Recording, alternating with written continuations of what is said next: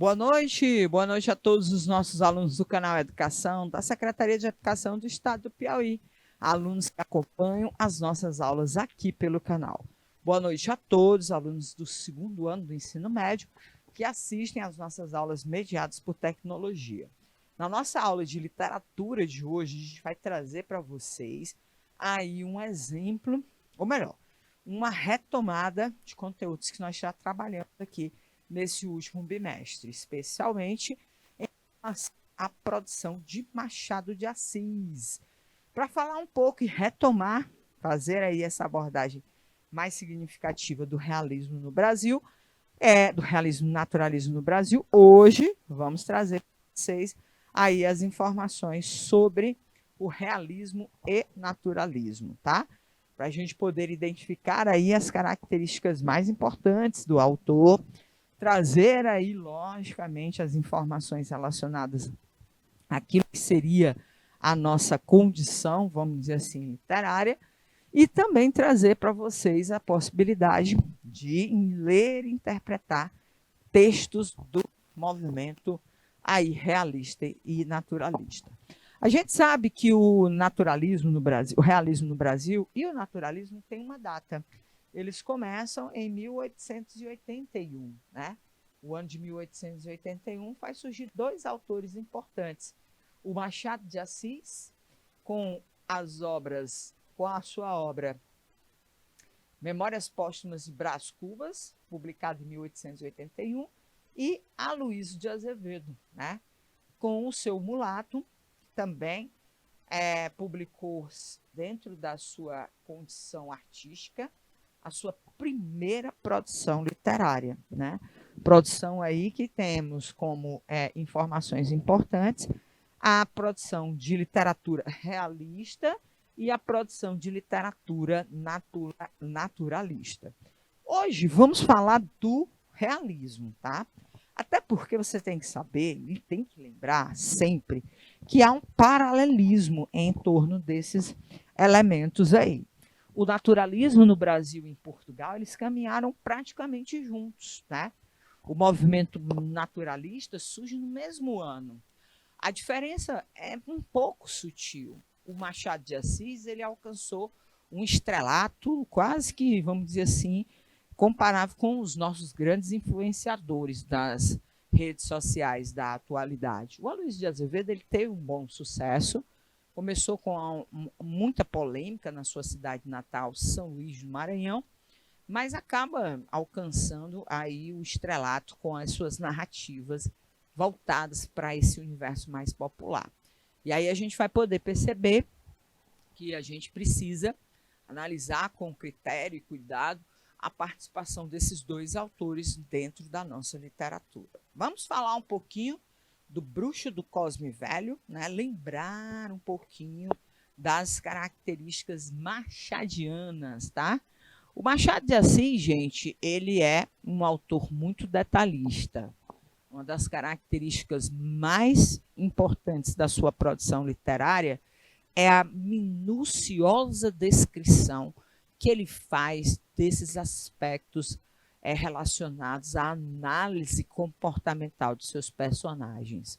Mas não é uma coisa assim só de dizer tamanho, cor de pele, ou cor de pele não, raça, identificar posição social, não. É entrar na alma desses personagens para desnudar todo o seu caráter íntimo. Muitas vezes, aquilo que de sórdido nós escondemos dentro da nossa identidade ou da nossa individualidade.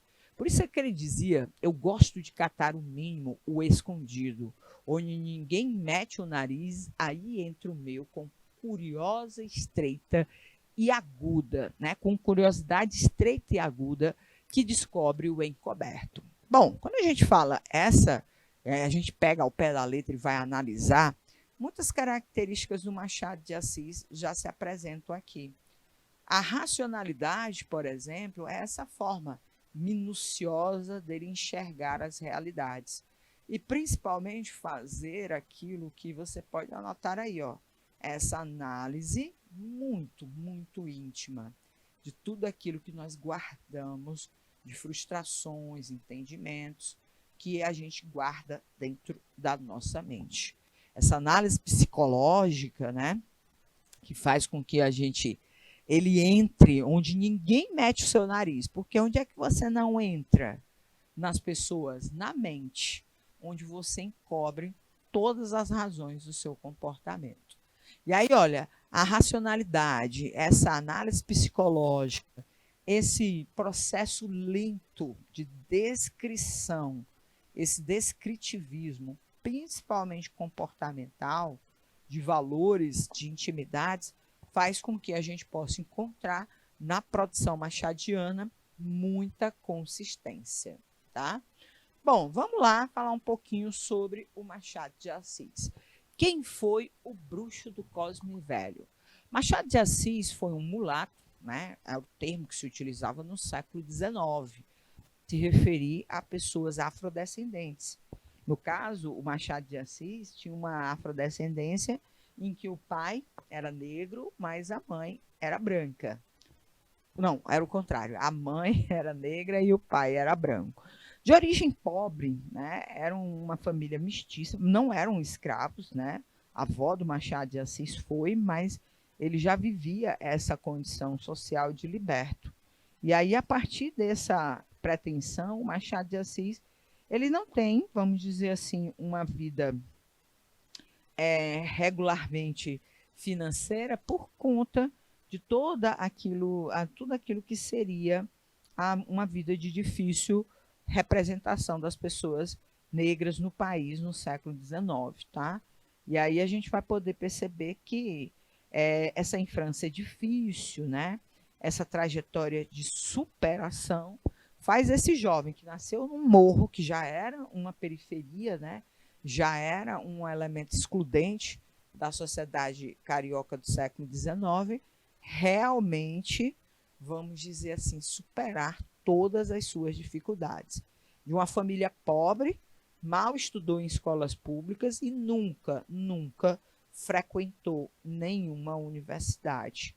Mas o que a gente vai poder perceber é que para esse negro, pobre, gago e epilético, além das questões sociais, né, ele tinha as questões pessoais de saúde frágil, fez com que o Machado de Assis superasse isso tudo. E por muitos estudiosos, ele é considerado um dos maiores escritores do Brasil, um dos maiores escritores negros, né? Tudo aquilo que a gente poderia imaginar, aí estaria condizente com a sua produção artística, tá? Então, ele aproveitou uma oportunidade, que foi um emprego de faxineiro, dado a ele pelo escritor Manuel Antônio de Almeida, um escritor do romantismo, mas que administrava a Biblioteca Nacional. E foi durante esse período em que ele estava na Biblioteca Nacional que ele desenvolveu o autodidatismo, né? Autodidata é aquela pessoa que estuda só, que desenvolve um processo de conhecimento sozinho. E de um negro pobre, um negro gago e epilético, tímido pelas suas condições pessoais, de saúde, né? A gagueira. A gagueira foi desenvolvida aos 5 anos, aos 8 anos, quando ele perde a mãe. Então, foi um abalo psicológico muito forte. Na época, não era tratada a gagueira e ele acaba se tornando essa pessoa retraída, mas muito sagaz, porque o pouco tempo que o Machado de Assis frequentava dentro desses aspectos, ele fazia com que aquele pouco tempo em que ele estava, ele fosse capaz de sugar a alma das pessoas. Por isso que ele chamava de bruxo do Cosme Velho. Cosme Velho era o bairro em que ele passou a morar depois do casamento com a sua amada Carolina, né? Ele ainda não era o grande fundador da Academia Brasileira de Letras, mas era uma pessoa decente para os padrões da época, apesar de sofrer duramente todos os intempéries do preconceito e das suas condições pessoais, né? Ele não se colocou de rogado. Foi começando como faxineiro que conheceu Manuel Antônio de Almeida, que apresentou ele os livros, foi complacente com a mania que ele tinha de, em vez de fazer a faxina, fazer a leitura. E aí ele, nas conversas, foi percebendo, né, o quanto o jovem era sagaz, inteligente, ágil. E isso fez com que ele abandonasse a vassoura rapidamente e passasse a ocupar cargos por indicação dos amigos que ele passou a conquistar através dessa sua atividade. Depois do casamento com a jovem Carolina, que foi deserdada pela família porque teve a ousadia de casar-se com um afrodescendente. E aí, esse negro, no Brasil do século XIX, mesmo sendo inteligentíssimo, era vítima de preconceito, né? E aí ele acabou jogando na literatura uma forma interessante de aumentar a renda. E a sua estreia na literatura é ainda uma estreia comercial. Os seus primeiros romances, contos, sempre falavam de histórias de amor, daquelas peripécias, não daquele gosto açucarado que os românticos tinham, mas já apresentando aquilo que vai o consagrar como escritor da literatura, né? Uma inteligência e uma sagacidade em expor de uma forma vamos dizer, de uma forma bastante fiel, todo o retrato imperfeito da sociedade brasileira, principalmente da burguesia. Para falar da burguesia que Machado de Assis escreve as suas narrativas, tá?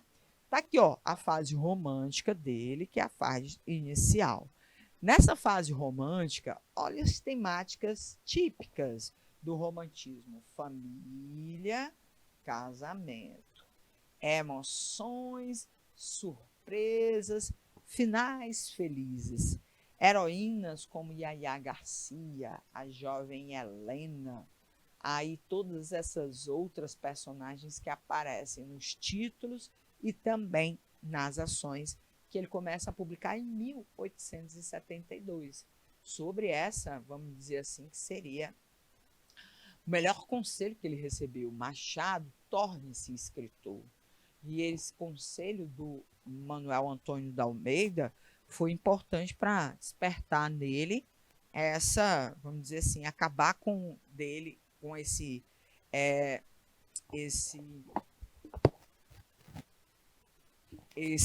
essa espécie de timidez que o impedia aí de frequentar as boas rodas sociais. Então, ele era um cara recluso, mesmo casado, vivia em casa, de casa para o trabalho, frequentava muito pouco, até porque ele tinha realmente receios, né, de entrar em crises, principalmente epiléticas, que foi o problema que mais lhe afligiu dentro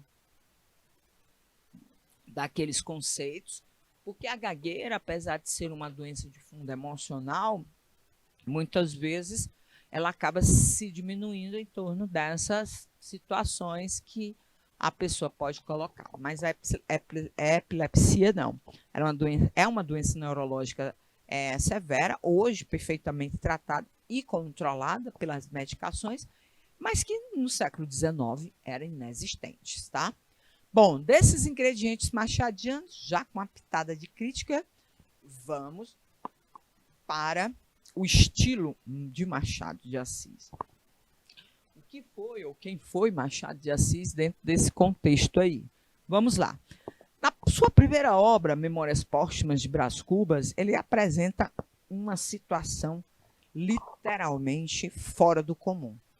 Nós vamos ter aí um episódio que para muitos era louco imaginar um morto vindo lá do outro lado da vida para contar a sua própria história. Até porque o mundo dos mortos era novidade no final do século, principalmente por conta daquilo que seria, né, uma atitude que os modernistas ou que os realistas vão trazer, a aproximação de correntes não católicas, como era o caso do espiritismo, né? Existia uma clara postura anticlerical por parte de muitos escritores, entre eles Machado de Assis, E aí a gente vai observar que ele já traz aí essa temática do mundo pós-morte, né?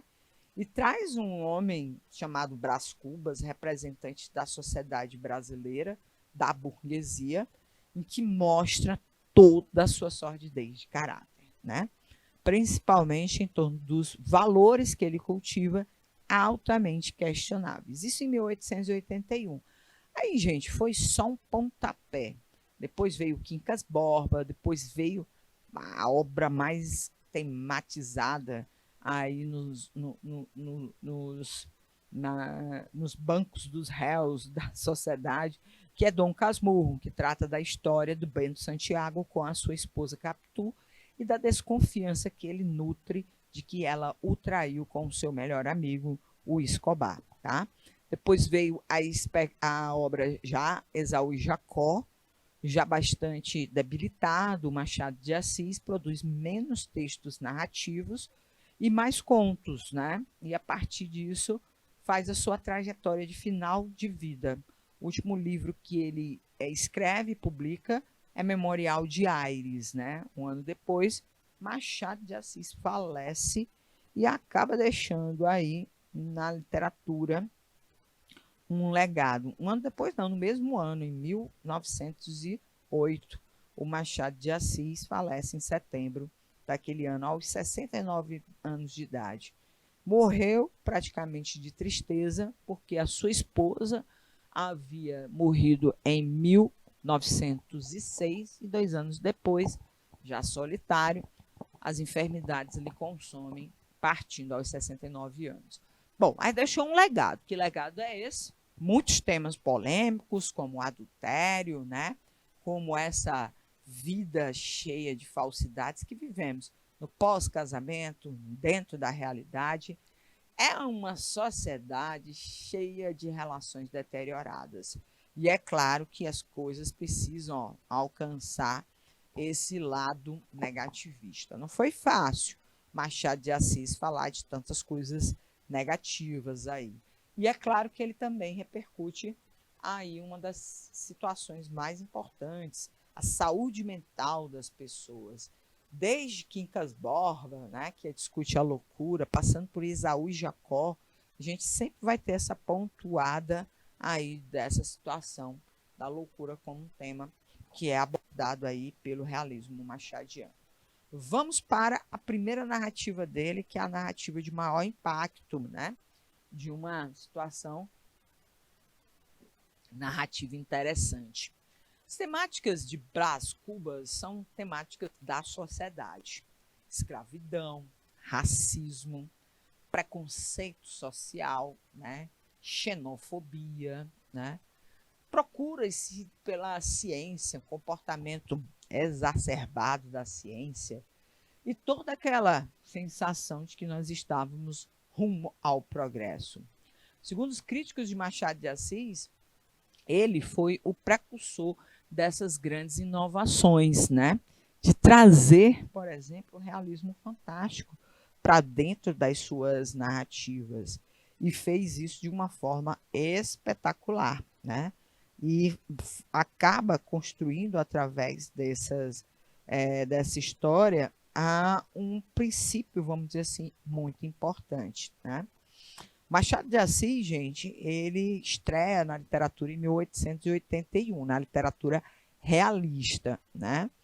Apesar de muitas vezes não trazer boas lembranças de escritores como Flaubert, né, ou essa de Queiroz, ele acreditava que a sua literatura era uma literatura em que o cientificismo, o determinismo, eram formas importantes de se explicar os comportamentos das pessoas, tá?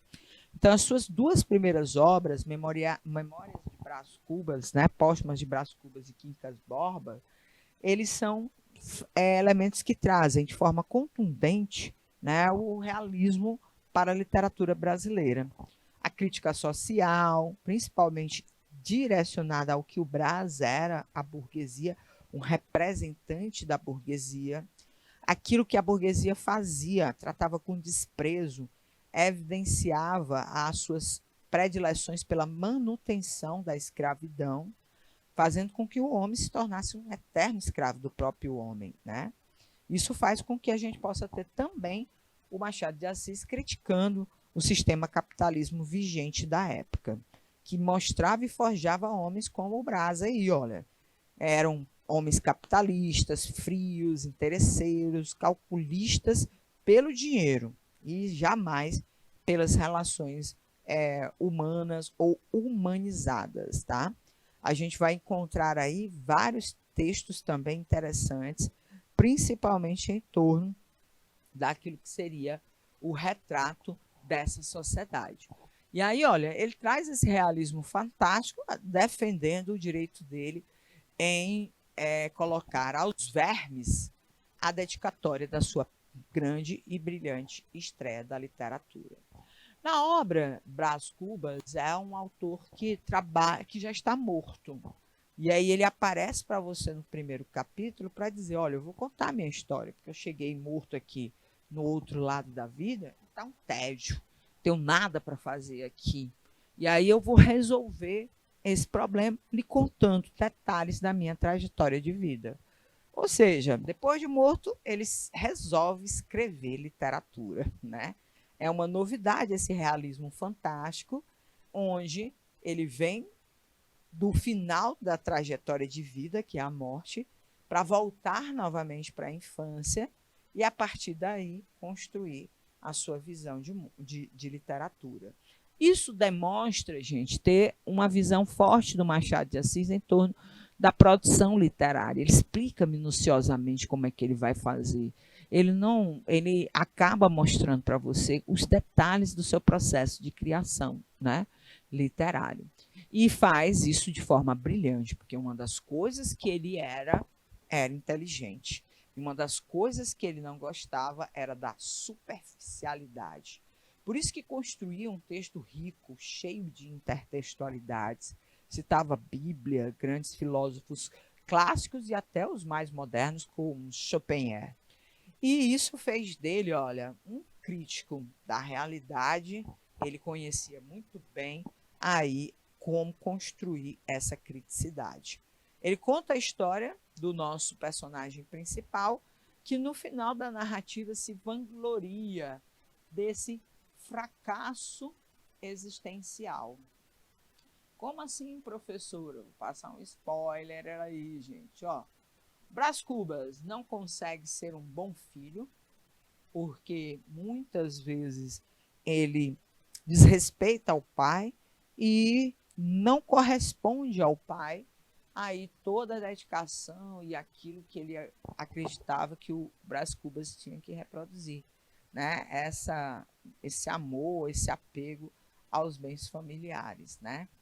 Não consegue ser um bom profissional, até porque ele estuda, se forma, mas ele não atua na sua profissão, até porque a formatura foi um escândalo, deram a ele um título sem nunca ter ele frequentado a universidade de forma decente. Também não consegue encontrar o casamento porque é muito cheio de exigências. E a única mulher que ele gostou, por ser a mulher que ele acreditava que representava todos os seus valores, o trocou dentro desse jogo de interesses e dinheiro que a sociedade possui, né? Tenta ser político, também não consegue, né? Abandona a política porque não tinha a mínima noção do que era essa atividade política. Consegue um amigo, um doido, né, chamado Quincas Borba, que busca, filósofo, trazer aí toda a moda da época, que era se tornar um grande filósofo. Não consegue nada, e aí, no final, tenta, da sua vida, ser um cientista. Buscando uma fórmula mágica para a depressão, ele acaba pegando uma doença e morre depois disso. Então, olha, esse fracasso existencial vai desde o seu lado pessoal até o seu lado social. O Brás Cubas fracassa porque é um cara cheio de preconceito, um cara cheio de atitudes que precisam ser revistas. E aí por isso é que ele não alcança a almejada felicidade. Outro livro também muito significativo do Machado de Assis, gente, ó, é Dom Casmurro. Eita, aí na terceira narrativa dele, ele resolveu fechar tudo em prol de uma sociedade que gosta muito é de criticar e condenar as pessoas, mas de uma forma extremamente tendenciosa. O livro Dom Casmurro é um livro em que os personagens principais estão aí na capa. Bento Santiago, o rapaz de bigode, a jovem Capitu, os filhos dos dois e o amigo que aparece lá no quadro pintado, o Escobar. E aí a gente vai ver que dentro dessa situação a gente vai encontrar uma narrativa formidável, encantadora, cheia mesmo de representações, vamos dizer assim, qualificadas como a máxima ou aquilo que seria o melhor da produção de Machado de Assis, tá? Muito lembrado nos vestibulares, esse livro conta a história de amor envolvendo dois jovens que eram vizinhos na rua de Mata Cavalos, né? Que era uma rua tradicional do subúrbio carioca, né? A família de Bento Santiago era uma família de posses, mas vivia afastado da grande, vamos dizer assim, das grandes ruas da cidade do Rio de Janeiro. A mãe de Bento Santiago, Dona Glória, tinha apenas um filho e esse filho tinha herdado uma terrível missão, que era agradecer a ela, a agradecer a Deus o mistério da vida, né? Principalmente porque ele foi a única gravidez que a mãe dele conseguiu manter dentro do seu casamento. Então, ele se apaixona pela jovem Capitu quando ele é criança, que morava vizinho à casa dela. Mas tinha a sua situação marcada por essa promessa que a mãe fez de lhe levar ao seminário. Então, a Capitu e o Bento, eles lutam juntos para viver aí esse sentimento. Ela luta mais do que ele, mas ela acaba se casando com ele. Ele consegue encontrar ao longo da sua vida pessoal uma forte amizade pelo jovem órfão Escobar. E aí o Escobar vem para a casa do do Dom Casmurro, que é o Bento Santiago, faz amizade com Capitu, começa a namorar a melhor amiga de Capitu, a Sancha, e o quarteto é formado, né? Capitu se casa com Bento e Sancha se casa com Escobar. Aí, olha, a cabecinha dele aqui é cheio de caraminholas, né? E uma das caraminholas que ele mais aí não consegue perceber as situações difíceis que ele pode enfrentar é o ciúme, tá? Mas ele propõe defender a sua tese de que ele havia sido traído pela mulher com o seu melhor amigo, né, esposo da melhor amiga dela, a Capitu. E a prova disso, ó, era o filho dos dois, de Bento e Capitu, que era muito parecido com o amigo, tá? Então, é um livro assim cheio de situações interessantes. Amizade, casamento, adultério são ingredientes que juntam todas essas situações. Sancha tem um filho com Escobar, uma filha que coloca o nome de Capitu, né? E Capitu, quando tem o filho com o Bento, coloca em homenagem ao amigo para retribuir ao casal aquela graciosidade de homenagem. E aí, olha, começa aí o nosso jovem Bento Santiago aqui a desenvolver paranoias ou comportamentos que acreditam ser deteriorados pela questão do ciúme e da sua frustração. Vamos lá para a gente responder as questões. Pedir aqui 2 minutinhos para você analisar a leitura dessa questão aqui. E aí, ou pelo menos ler o trecho para que a gente possa analisar junto as questões. 2 minutinhos, por favor.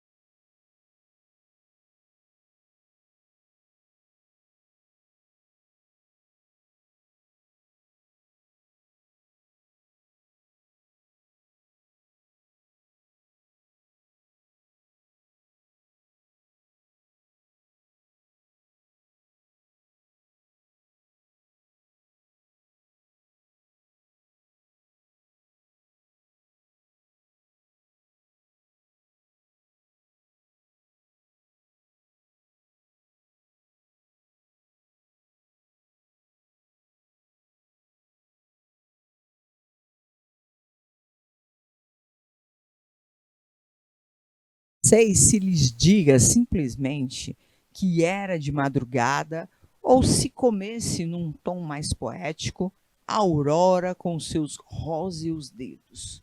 A maneira simples é que o melhor me convira a mim, ao leitor, aos banhistas que estão agora na Praia do Flamengo. Agora, isto é, no dia 7 de outubro de 1861, que é quando tem princípio este caso que lhes vou contar. Convinha-nos isto, mas há lá um certo velho que me não leria se eu me limitasse a dizer que vinha nascendo a madrugada. Um velho que, digamos, quem era o velho? Imagine os leitores um sujeito gordo, não muito gordo, calvo, de óculos, tranquilo, tardo, meditativo. Tem 70 anos, nasceu com um século. Traja semeadamente um vestuário da manhã.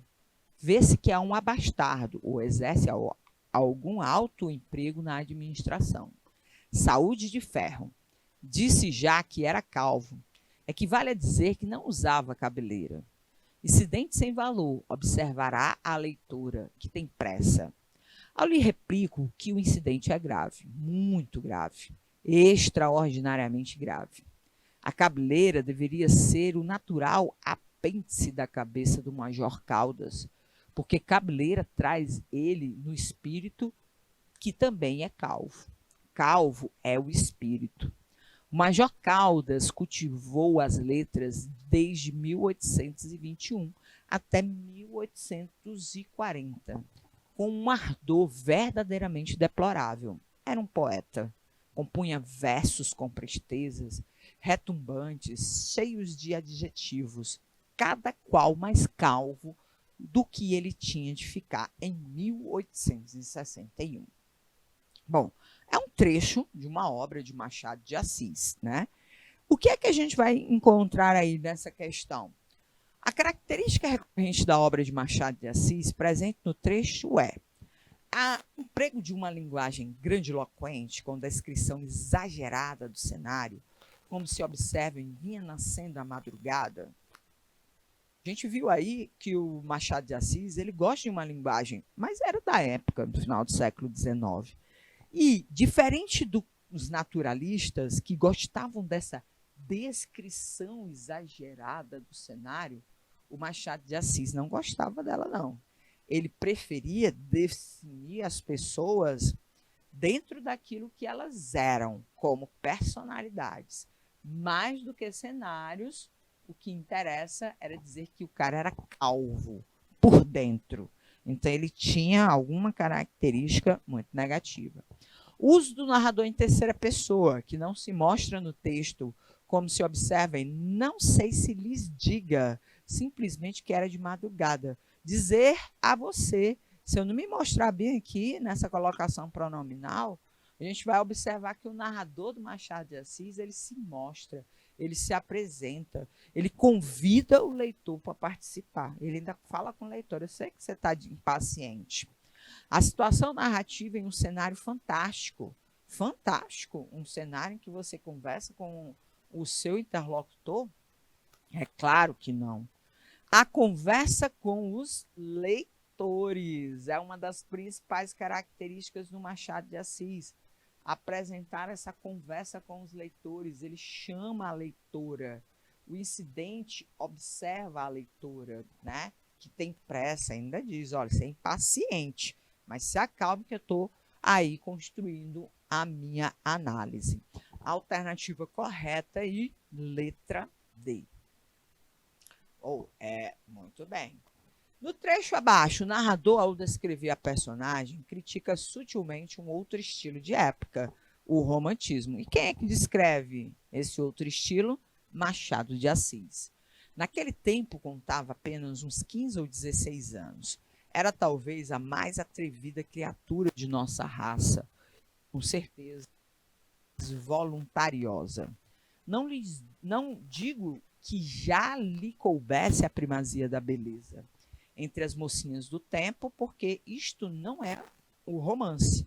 em que o autor sobredoura a realidade e fecha os olhos às sardas e espinhas. Mas também não digo que lhe maculasse o rosto nenhuma sarda ou espinha. Não, era bonita, fresca, saía das mãos da natureza, cheia daquele feitiço precário e eterno que o indivíduo passa a outro indivíduo para os fins secretos da criação. Machado de Assis, Memórias Póstumas Brás Cubas. Qual é a frase que nesse texto a gente vai poder perceber essa crítica que o narrador faz em torno do movimento romântico, tá? Letra A. O autor sobredoura a realidade, fecha os olhos às sardas e espinhas. Letra B. Era talvez a mais atrevida criatura de nossa raça. Letra C. Era bonita, fresca, saía das mãos da natureza, cheia daquele feitiço precário e eterno. Letra D. Naquele tempo contava apenas uns 15 ou 16 anos. Letra E. O indivíduo passa a outro indivíduo para fins secretos da criação. Onde é que está a crítica ao movimento modernista ou romântico, né? O romântico é o movimento que antecede ao realismo. E o realismo ele tinha como característica fazer críticas ao processo de idealização que os românticos haviam construído. Todo mundo era perfeitinho, né? Ninguém tinha defeitos.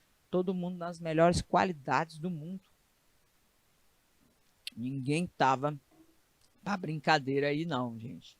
E aí, ó, a gente vai poder encontrar a criticidade dele acontecendo aqui. Quando ele diz, olha, que os românticos, eles sobredouravam... Peraí, deixa eu mudar aqui a nossa cor. Vamos ver de um. Quando eles, românticos, sobredouravam a realidade, fechavam os olhos às sardas e espinhas, gente, ó. Na alternativa letra A. Professora, isso significa o quê? Uma crítica à idealização, que era uma característica constante romântica, tá? Os românticos pintavam, botavam filtro em todo mundo, idealização romântica.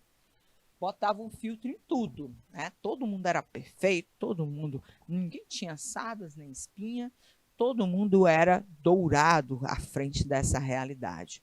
E o Machado de Assis, ao descrever a personagem aqui como sendo uma personagem que vai ser descrita aos moldes do romantismo, seria uma personagem que articula essa característica de representar alguém idealizado. A idealização romântica é aquela que fazia com que as pessoas fossem completamente diferentes daquelas que elas são na vida real, sem defeitos, que ele chama ali de sardas e espinhas, e completamente dourados, aí evidentemente dentro desse processo de qualificação positiva que ele vai atribuir aí àquilo que seria um artifício do romantismo, que para ele precisa ser combatido, precisa ser rejeitado e precisa ser ridicularizado, mas não de uma forma grosseira, como Machado de Assis gostava como outros escritores gostavam de fazer, mas de uma forma inteligente, já que o estilo do Machado de Assis era muito inteligente, era a sagacidade da crítica, da ironia, né? Do sarcasmo, você debochar da pessoa que está à sua frente e fazê-la sorrir acreditando que você está criticando uma outra pessoa. Então, gente, na nossa aula de hoje, a gente trouxe aqui para vocês aquilo que seria a parte finalizante ou a parte recuperadora das características do movimento realista brasileiro. A gente tem aí na figura do Machado de Assis o maior representante desse movimento. Na próxima semana a gente traz de volta outros representantes dessa fase do realismo e do naturalismo para a gente poder trazer mais leitura e interpretação para vocês, tá bom? Eu agradeço a todos, mostrem aos seus professores presenciais as atividades que vocês fazem na nossa aula, para poder vocês realmente darem um feedback para eles do conhecimento que vocês aqui adquiriram. Um abraço a todos, até a próxima semana, que a gente ainda tem aula aqui do canal Educação, tá bom? E até mais, gente. Tchauzinho!